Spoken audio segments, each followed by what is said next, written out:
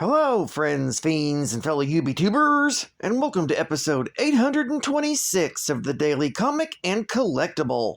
Today, the collectible of the day is the HASBRO Toys, Marvel Comics, Marvel Legends series, Retro Collection, J. Jonah Jameson action figure. Tough, gruff, and loud. J. Jonah Jameson is a force to be reckoned with in the boardroom and on the front pages of the Daily Bugle. As the newspaper's editor-in-chief, Jameson is a perennial thorn in the side of both Peter Parker and Spider-Man. This Marvel Legends premium figure was designed to look just like the character in the Marvel Comics Spider-Man line. Jameson stands 6 inches in height and features a premium design and intricate hand-painted deco. This 1/12 scale figure features over 20 points of advanced articulation for intricate posing and displaying in your Marvel collection. J. Jonah Jameson comes complete in a retro-style package, but with updated artwork designed to look like the Toy Biz toy lines of the 80s and early 90s.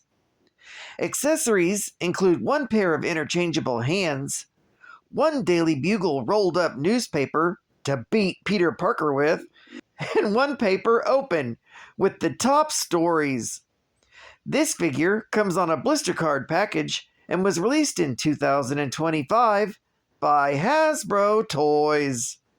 Now, the comic of the day is Amazing Spider-Man, Volume 1, issue number 167, with a cover date of April 1977, with story by Lynn Wein, art by Ross Andrew, and cover by John Romita Sr. This story is titled Stalked by the Spider Slayer. The story opens with MARLA MADISON and J. Jonah Jameson testing out the functions of the latest Spider Slayer robot. First, they test the weapon's aiming capabilities.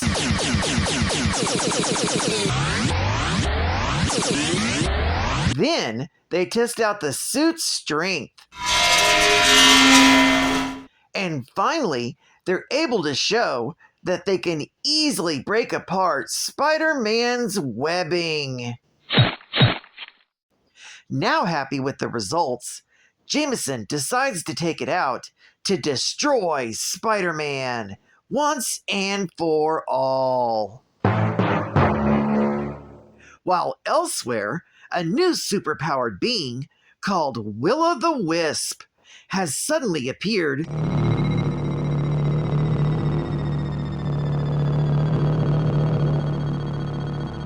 and stolen a device out of a shipping truck.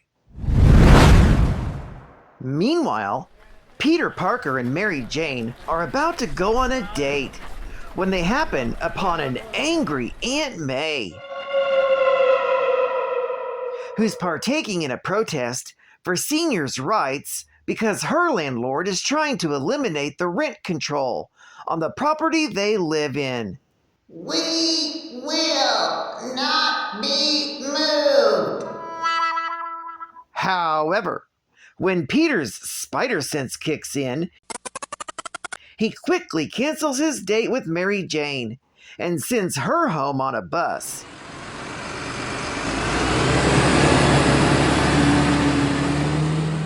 Changing into Spider-Man, Peter finds Jameson's Spider Slayer robot, and after a brief battle,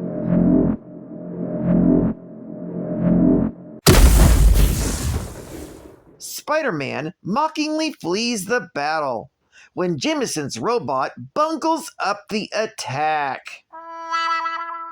Meanwhile, Flash Thompson, Liz Allen, and Harry Osborn all leave a movie together. And before Flash can confide in them about what's been bugging him recently, they're visited by Harry's psychiatrist, Barton Hamilton. At the same time, Spider-Man pays a visit to Joe Robertson, who's leaving home, inquiring if Jonah Jameson has been acting strange lately. Joe tells Spider-Man that other than crackling about some strange photographs he's been locked in his desk, Jonah isn't any different. Joe then tells Spider-Man to never approach him at home and to butt out of his private life. Spider-Man apologizes and decides to check out these pictures that Joe had mentioned. So Spidey breaks into Jonah's office and takes the pictures and flees before the security guard can spot him. On his way back home, Spider-Man happens upon the Will-O-the-Wisp, robbing an envelope from a safe. This causes a fight between the two. Although Will-O-the-Wisp tries to talk to Spider-Man about his plight instead of fighting, Spider-Man is unwilling to listen, and their fight finds Spider-Man knocked out a window. When landing on the ground, he dropped the envelope he's taken from Jameson's office. Will-O-the-Wisp tries to take it, believing it to be the one that he came to steal. Wisp uses his hypnotic powers to force Spider-Man into giving it over. However, their altercation is soon interrupted by the arrival of Jameson's Spider Slayer robot. This story is continued in The Amazing Spider-Man, issue number 170. Geek Fact. This is a key issue featuring the first appearance of Will-O-the-Wisp. And it's the first appearance of Dr. Barton Hamilton, Harry Osborn's psychiatrist. Bonus Geek Fact. Dr. Bart Hamilton was Harry Osborn's psychiatrist. While treating Harry, he came up with the idea of writing a thesis about the criminal mind. Being able to hypnotize Harry, he was able to learn the entire history of the Green Goblin.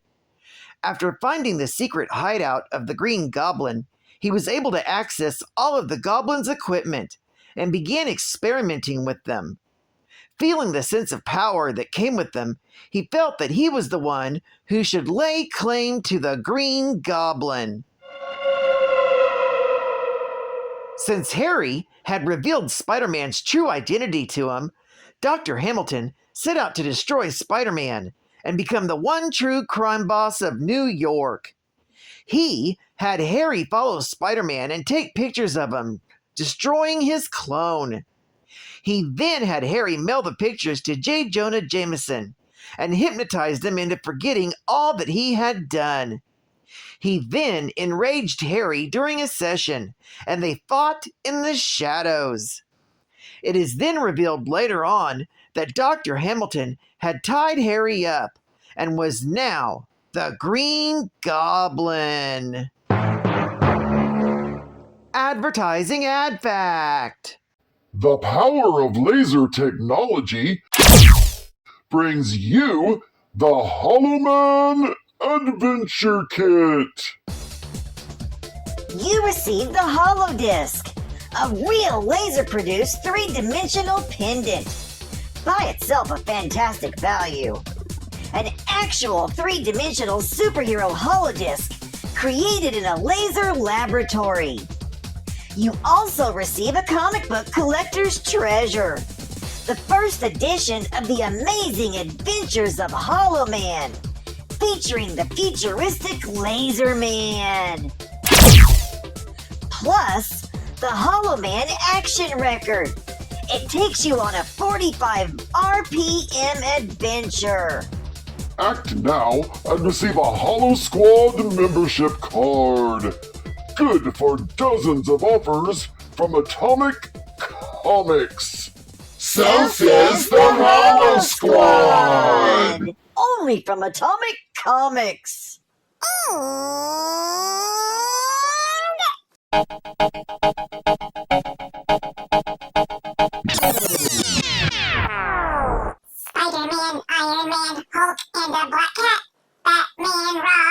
Joker, and a Man-Bat.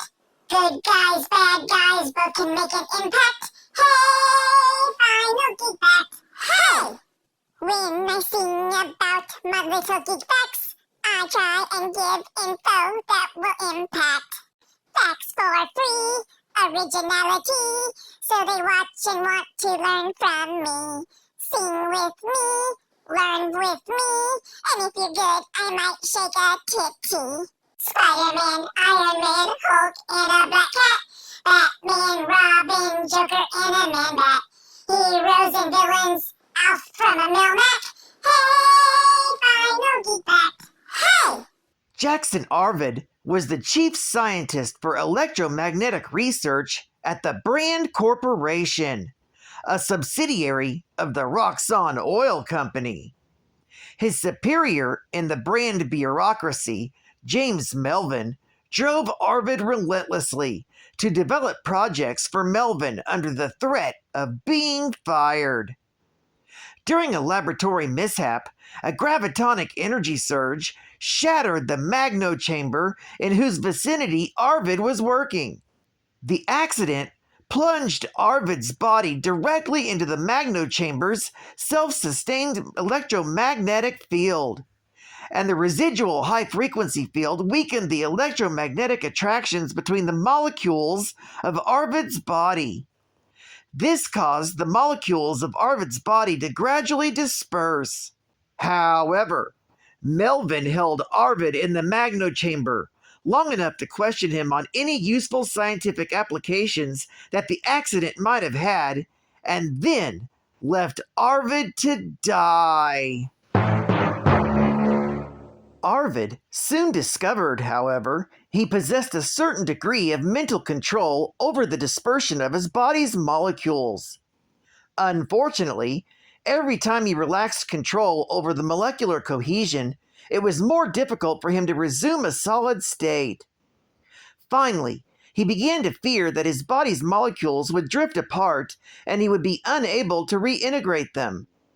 He contacted criminal scientist Dr. Jonas Harrow, the man who gave Hammerhead and the kangaroo their superhuman attributes. Pretending to help him, Harrow implanted a tiny receptor in Arvid's skull, which would disrupt Arvid's mental control over his molecules by means of a powerful mind-numbing signal. Harrow then forced Arvid to carry out certain criminal activities under the alias of the Will-O-Wisp to further Harrow's ends. While committing theft, the Wisp encountered the crime fighter Spiderman, who later tried to persuade him to resist the man who was controlling him. After much deliberation, the Will-O-the-Wisp finally decided to turn against Harrow, rather than to jeopardize another innocent person. Realizing the Wisp's intent, Harrow activated the device in the Wisp's skull and dissipated him forever.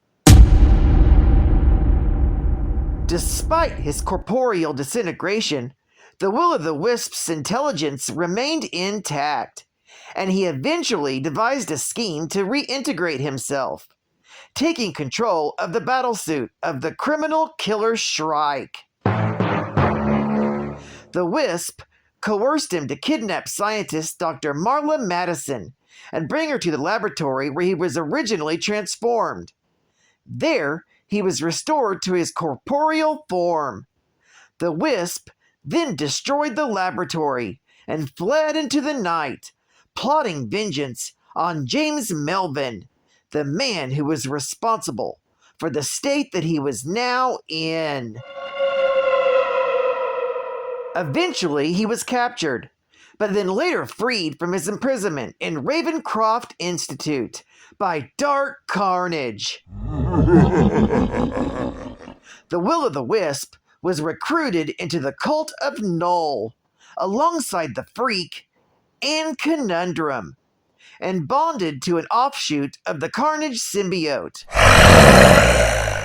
Sent after Deadpool, he was seemingly killed when Deadpool pretended to be brainwashed and then stabbed him in the heart. Somehow surviving, he was eventually recaptured by the authorities and once again imprisoned in the rebuilt Ravencroft Institute. Well, I'd like to thank you for joining me for another Daily Comic and Collectible, and I hope to see you again Friday. This is Cut Fan Comics Man, and I'll catch you on the flip. Bye bye.